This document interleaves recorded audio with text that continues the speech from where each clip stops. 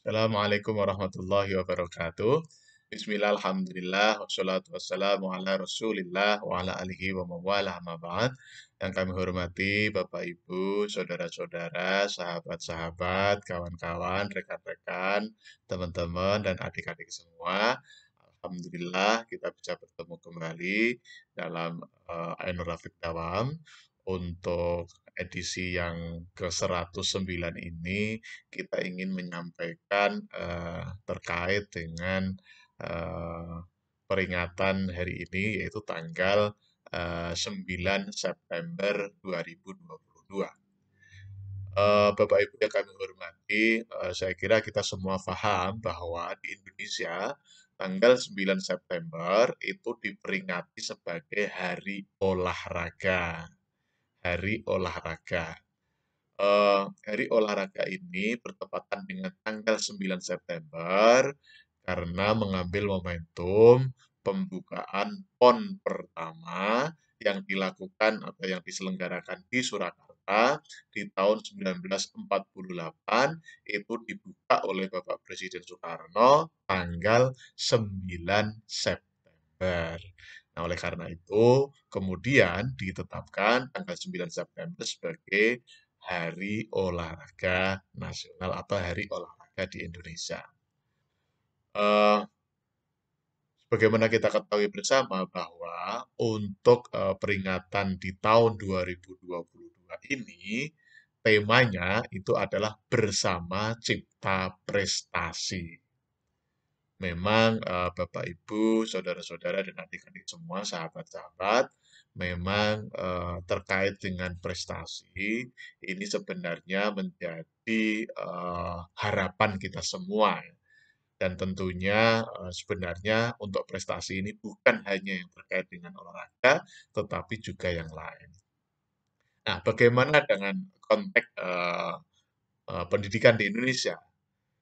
Nah, sebagaimana kita ketahui bersama bahwa eh, dulu yang namanya dinas-dinas yang ada di provinsi itu biasanya ada gabungan antara pendidikan dan pemuda dan olahraga.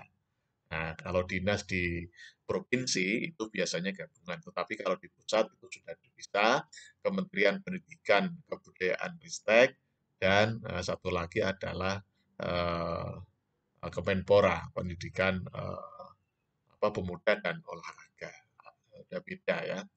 Nah, oleh karena itu terkait dengan ini sebenarnya ketika temanya adalah cipta bersama cipta prestasi, ini sebenarnya seharusnya dan perlu kolaborasi antara Kementerian Kemenpora dengan Kementerian Pendidikan dan Kebudayaan dan tentunya adalah Kementerian Agama yang menangani tentang pendidikan.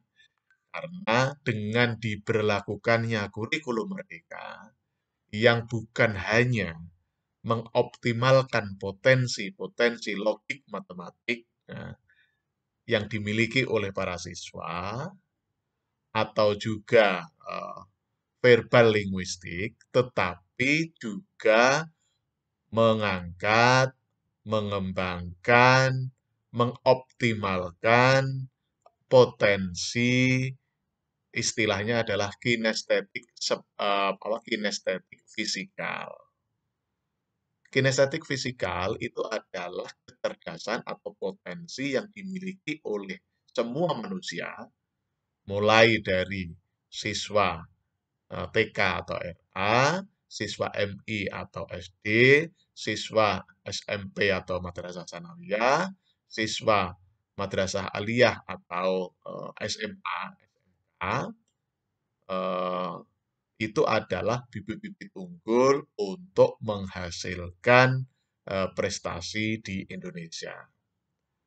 Pelatihan-pelatihan olahraga, pelatihan-pelatihan pengembangan potensi yang optimal terkait dengan kinestetik fisikal itu mengarah kepada penciptaan atau menghasilkan olahragawan-olahragawan terbaik di Indonesia dan diharapkan bisa berprestasi mulai dari level sekolah atau madrasahnya, level kecamatan, level kabupaten, level provinsi, level nasional, bahkan level internasional.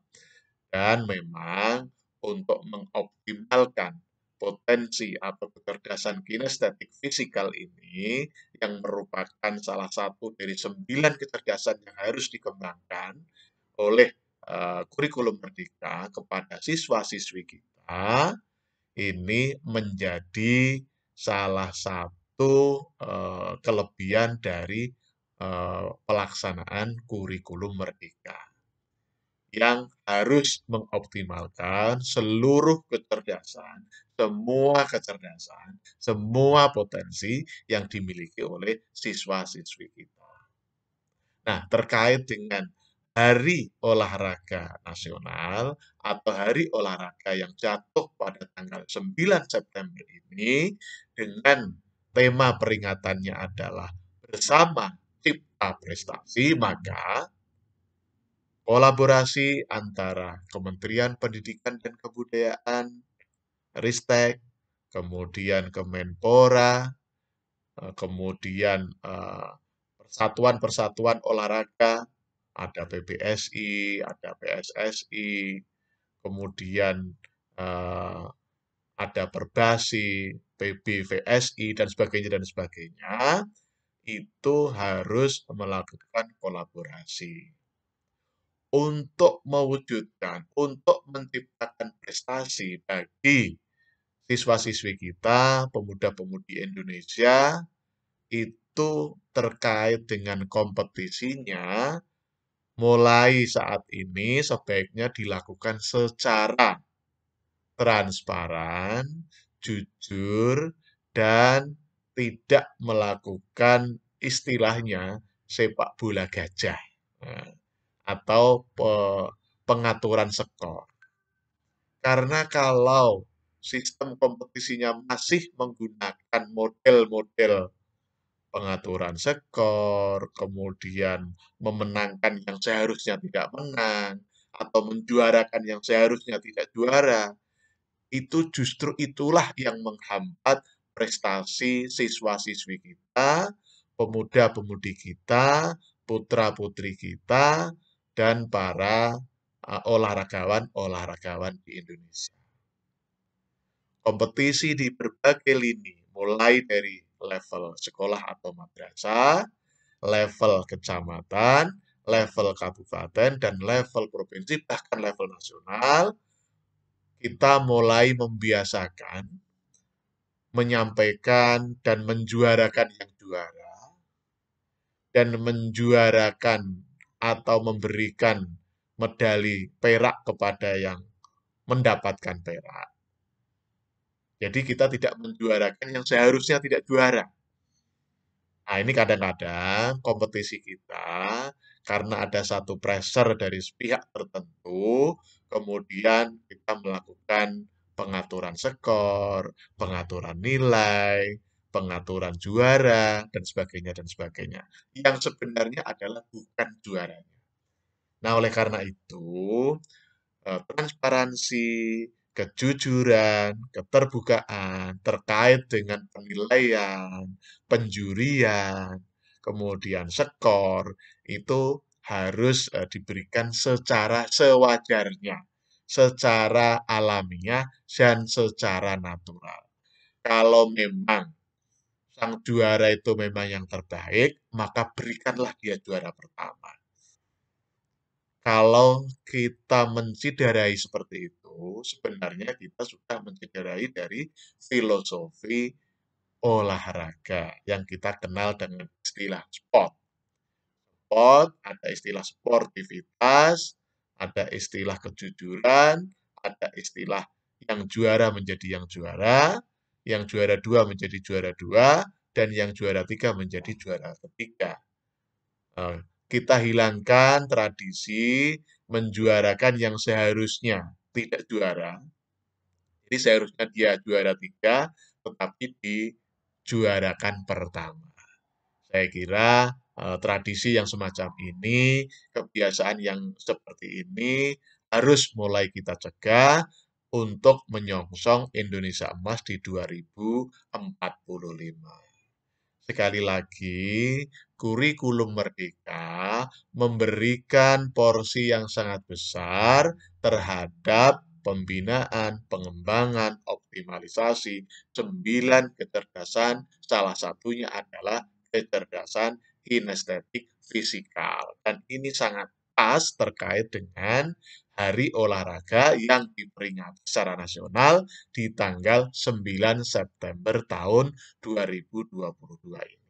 Semoga saja tema ya, tema eh, bersama Cipta Prestasi benar-benar terwujud sehingga kita akan mendapatkan olahragawan-olahragawan terbaik dan tentunya tetap berkarakter Pancasila.